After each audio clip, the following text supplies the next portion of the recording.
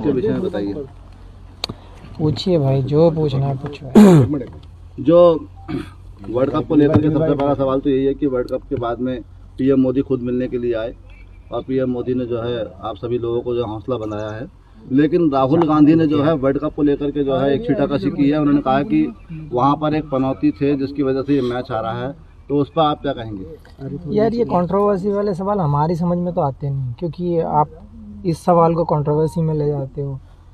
Basic चीज़ों पे ध्यान दो, जिस चीज़ पे आपने पूरे 2 महीने से मेहनत की है उस चीज़ पे ध्यान दो। ये पॉलिटिकल एजेंडा, ये जो चीज़ें आप जो बीच में लाते हो, मुझे समझ नहीं आता ये सब चीज़।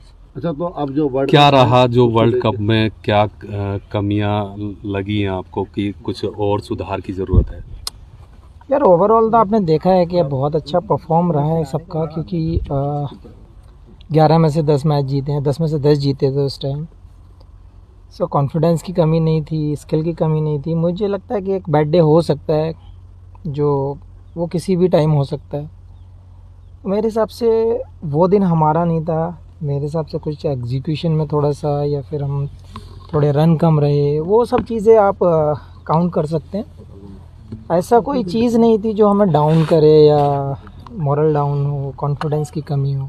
शामी भाई, रन भी बहुत ज़्यादा नहीं बन पाए और विकेट्स भी नहीं ली जा सकी, तो क्या शाम का वक्त हो गया था, पिच की कोई बात थी, या ओस का कुछ इफेक्ट रहा बॉलिंग में?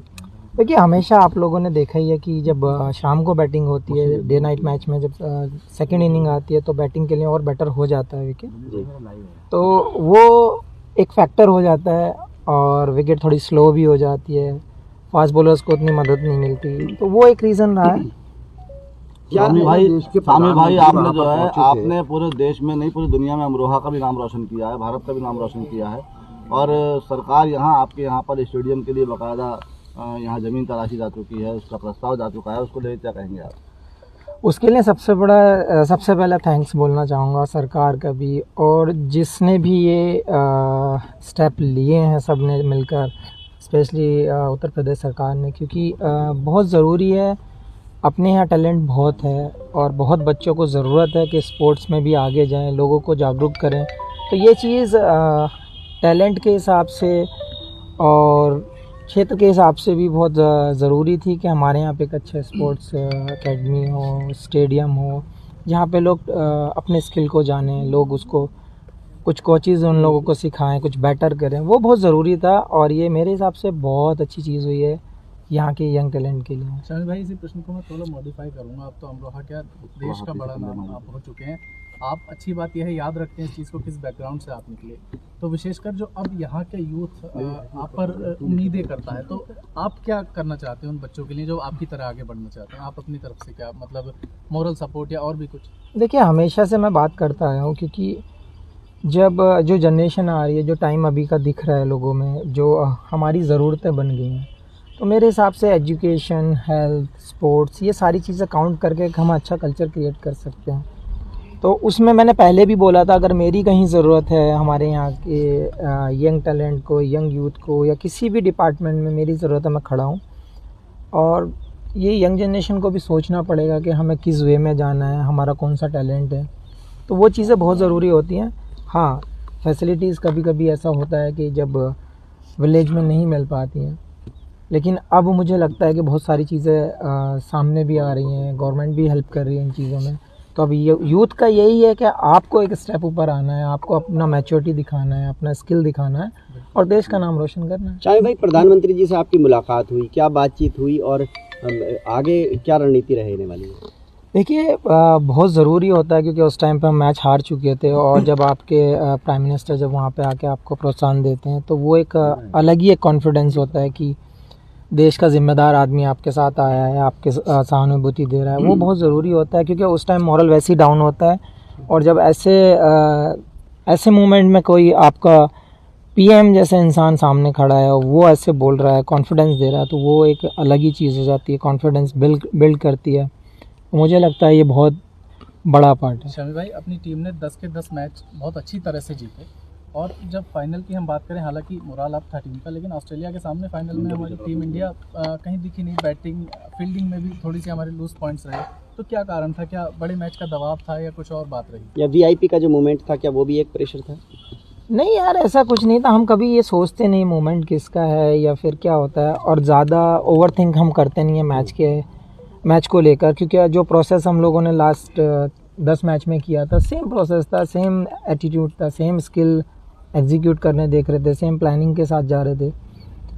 मैं फिर से वही कहूँगा कि एक बैड डे हो सकता है और वो शायद हमारा फाइनल। पहले 4 मैच में बाहर रहे आप टीम से, तब क्या दिमाग में चल रहा था, क्या सोच रहे थे? यार मेरी अप्रोच एक ही थी, क्योंकि वर्ल्ड कप जैसी चीज़ है, क्योंकि आपके जो 15 हैं, मेरे साथ अश्विन भी बाहर थे, तो अगर 600-700 विकेट लेके बेंच पे बैठा तो टीम की क्या कैपेसिटी होगी आपको आइडिया लग जाता है। तो वहाँ पे कभी मैंने ये नहीं सोचा कि ये हमारा बंदा क्या करेगा क्या नहीं कर रहा, ये खेल रहा है मैं नहीं खेल रहा हूँ, कभी आज तक वैसे मन में आया नहीं है ये सवाल। मैं हमेशा यही चाहता हूँ अगर मैं बैठा हूँ और कोई 11 प्लेयर खेल रहे हैं तो वो अच्छा ही करके आएँ, टीम के लिए बेटर करके आएँ, टीम को जिता कर लाएँ, वो हमारा मेन गोल रहता है। क्या कारण रहा कि जो रन 240 तक ही आ पाए? क्या पिच की कमी मानी जाए इसको? दोबारा पूछो। क्या कारण रहा कि स्कोर जो कम रहा है, या पिच की कमी मानी जाए इसमें, या फिर जो प्रदर्शन करना था, जैसे आस और उम्मीद तमाम आवाम को आप लोगों को लगी थी, तो उसके लिए क्या संकेत हैं आपकी तरफ से? देखिए बहुत सारी चीज़ें काउंट, टेक्निकली अगर आप देखना चाहें तो डे नाइट मैच में हमेशा बैटिंग शाम को अच्छी होती है, पिच स्लो हो जाती हैं, वो सब चीज़ें काउंट तो आपको करनी पड़ेंगी क्योंकि वो टेक्निकल हैं। तो अगर सामने वाली टीम जीतती है टॉस और वो बैटिंग को हमें इनवाइट करती है तो हमें बैटिंग करनी ही होगी, तो वो एक हो सकता है कि हाँ वो उन लोगों को एक बेनिफिट है। सेकंड की रन आपने देखा ही है कि 240 रन फाइनल में एक ऐसी टीम के अगेंस्ट, मेरे हिसाब से 30-40 रन और बनते तो मैच में और ज़्यादा मज़ा आता, हो सकता है रिजल्ट हमारे फेवर में होता। तो क्या पहले खेलना जो है वो हार की बड़ी वजह है? यार वो हमारे हाथ में नहीं था क्योंकि हम टॉस जीते नहीं है, क्योंकि वो सामने वाला अगर बॉलिंग करना चाहता है तो वो टीम को बॉलिंग करनी एक फोटो वायरल हो रहा है, वो वर्ल्ड कप पे पैर रखे हुए हैं। यार मुझे ये चीज़ बहुत मुझे भी हर्ट हुई है, क्योंकि जिस ट्रॉफी के लिए कंट्री की सारी टीमें लड़ती हैं, जो अचीवमेंट कर आप पाना चाहते हैं, जो ट्रॉफी आप अपने हाथों में सर के ऊपर उठाना चाहते हैं, वो ट्रॉफी पैर पर लगाना वो मुझे भी अच्छा नहीं लगा और ऐसा करना भी नहीं चाहिए। समीर भाई, जब प्रधानमंत्री से आपकी मुलाकात हुई थी तो उस दौरान हालांकि इंडिया मैच हार चुकी थी, हमारी सरजमी पे मैच हो रहा था, प्रधानमंत्री ने किस तरीके से आप लोगों का जो क्या बात हुई, क्या बात वो आपकी ये आप मुझसे सुनना चाहते हो? आपको वीडियो भी सोशल मीडिया पर घूम रही है, ऑडियो के साथ घूम रही है, आप लोगों ने देखा ही है कि कैसे उन्होंने सबका साहस बढ़ाया है, कैसे उन्होंने सबसे मुलाकात की है। ये बहुत अच्छा लगा हम लोगों को, क्योंकि प्रधानमंत्री का आना एक छोटी चीज़ नहीं है। आपने 7 विकेट लिए थे भाई, आप शानदार आपका प्रदर्शन था, उस पर प्रधानमंत्री जी ने आपको कुछ कहा? हालांकि सौगात तो मिल गई है, योगी सरकार ने आपको दे दी है। देखिए मेरी हमेशा कोशिश यही है कि कंट्री के लिए बेटर करते रहें और अच्छा करते रहें, टीम जीतती रहे, और मेरा यही कहना है कि सब लोगों को अपना 100% देते रहो, कंट्री को जिताते रहो। सौगात की तो हम कभी नहीं सोचते हैं, सौगात ये दी है, ये हमारा सौभाग्य है कि हमारे डिस्ट्रिक्ट के लिए एक स्टेडियम मिला है, उसको अच्छे से यूटिलाइज़ किया जाए, उसमें से कोई ना कोई प्लेयर बाहर निकल कर आना चाहिए, उस चीज़ पे हमारा फोकस होना चाहिए। समीर भाई, आपने लॉकडाउन में लगातार यहाँ मेहनत की, क्या उसी का नतीजा कि आप जो है लगातार इसमें विकेट लेते रहे? भाई मेहनत हमेशा रंग लाती है, आपको पता ही है, सब लोगों का कहावत में भी यही है। तो मेहनत तो आप घर पे करो बाहर करो, मेहनत अगर करोगे तो शायद रंग तो लाएगी। ठीक है, शुक्रिया। टारगेट करने की वो थी, क्या सोच रहे थे आप एक रात पहले? नहीं यार, एक रात पहले ऐसा कुछ माइंड में नहीं था, क्योंकि कॉन्फिडेंस अच्छा था, स्किल अच्छा चल रहा था, सब कुछ अच्छा चल रहा था, प्लानिंग पूरी हो चुकी थी।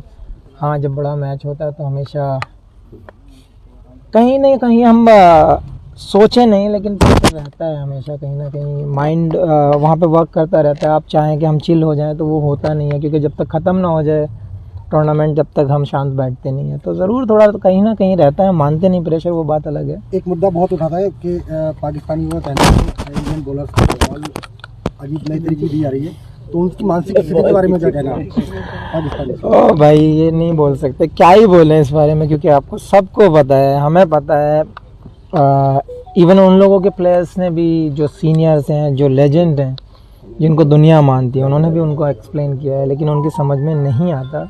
मानसिक स्थिति क्या बन तो रही है? इसमें हम कुछ कमेंट्स नहीं कर सकते क्योंकि वो सोच ही वैसी है। शमी भाई एक सवाल और, क्या आपके हिसाब से क्या टर्निंग पॉइंट रहा मैच का? क्या रोहित शर्मा की वो कैच या विराट का वो आउट होना अचानक बैट से बॉल लग के, क्या टर्निंग पॉइंट रहा मैच का? या फिर जो एम्पायर्स कॉल एक हुआ था, ट्रेविस हेड और लाबुशानी की जोड़ी वहाँ टूट जाती है एम्पायर्स कॉल का होता?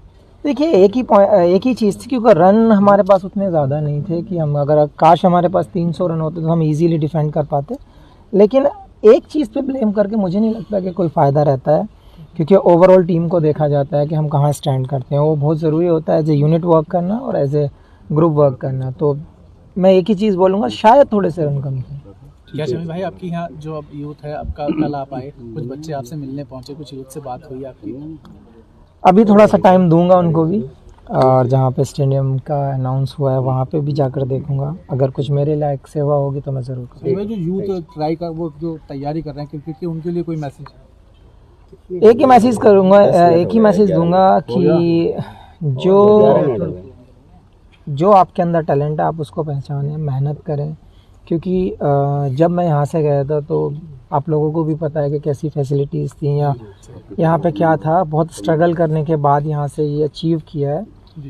अब अगर आपके पास फैसिलिटीज़ हैं तो बस आपको हार्डवर्क की ज़रूरत है, फोकस की ज़रूरत है। तो यही कहूँगा कि आप फोकस करें और हार्डवर्क करते रहें। Thank you.